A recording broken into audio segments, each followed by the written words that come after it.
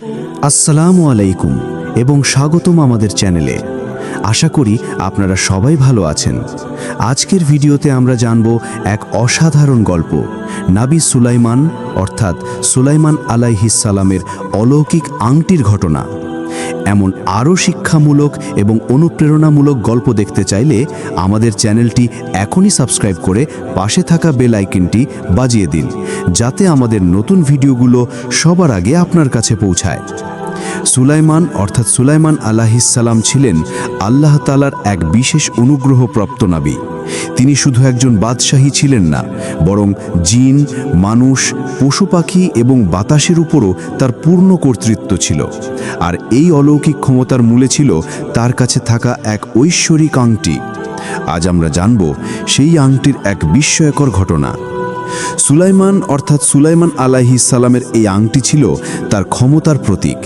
এই আংটি পরিধান করে তিনি জিনদের দিয়ে বড় বড় ইমারত নির্মাণ করাতেন, দূর দূরান্তের খবর জানতেন এবং বাতাসের পিঠে চড়ে মুহূর্তেই যেখানে খুশি সেখানে চলে যেতে পারতেন। এই আংটি ছাড়া তিনি সাধারণ মানুষের মতোই ছিলেন, কিন্তু এই মহান নিয়ামতের পেছনে লুকিয়ে ছিল এক প্রচ্ছন্ন বিপদ। শয়তান জিনেরা সবসময় এই আংটির ক্ষমতা কেড়ে নিতে চাইত। তারা জানত এই আংটি হাতে পেলে তারা পৃথিবীতে বিশৃঙ্খলা সৃষ্টি করতে পারবে। একদিন সুলাইমান প্রকৃতির ডাকে সাড়া দিতে গেলেন।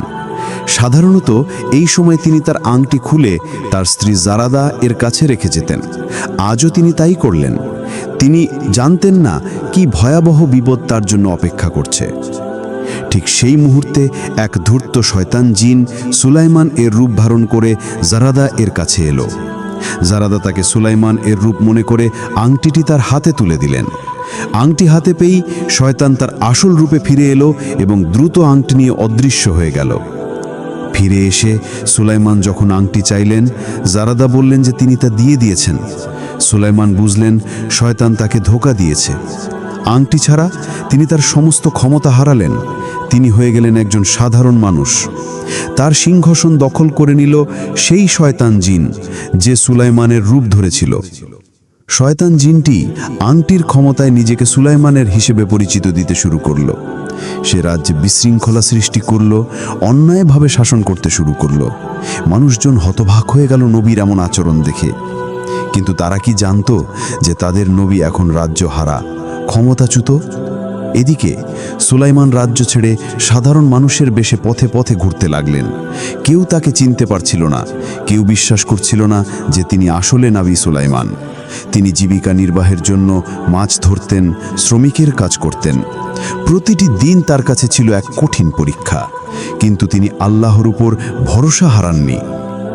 দীর্ঘ 40 দিন পর সেই শয়তান জিনের হাতে থাকা আংটিটি সমুদ্রের দিকে পড়ে গেল। একটি মাছ সেই আংটি গিলে ফেলল। একদিন সুলাইমান মাছ ধরছিলেন।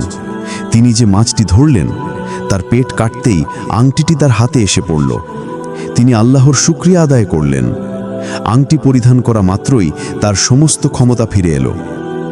তিনি দ্রুত রাজপ্রাসাদে ফিরে এলেন। তার উপস্থিতি টের পেয়ে শয়তান জিন ভীত হয়ে পালিয়ে যেতে চাইল, কিন্তু সুলাইমান তার ক্ষমতা দিয়ে তাকে ধরে ফেললেন এবং তাকে উপযুক্ত শাস্তি দিলেন।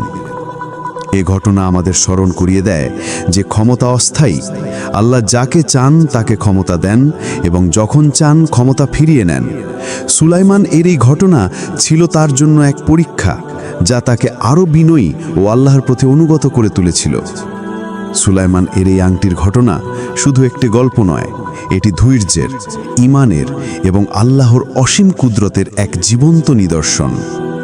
আশা করি আজকের গল্পটি আপনাদের ভালো লেগেছে। যদি ভালো লেগে থাকে তাহলে ভিডিওটিতে একটি লাইক দিন, বন্ধুদের সাথে শেয়ার করুন এবং এমন আরও ইসলামিক গল্প ও শিক্ষামূলক ভিডিও দেখতে আমাদের চ্যানেলটি এখনই সাবস্ক্রাইব করতে ভুলবেন না। আপনাদের মূল্যবান মতামত কমেন্ট করে জানান। দেখা হবে পরের ভিডিওতে ইনশাআল্লাহ।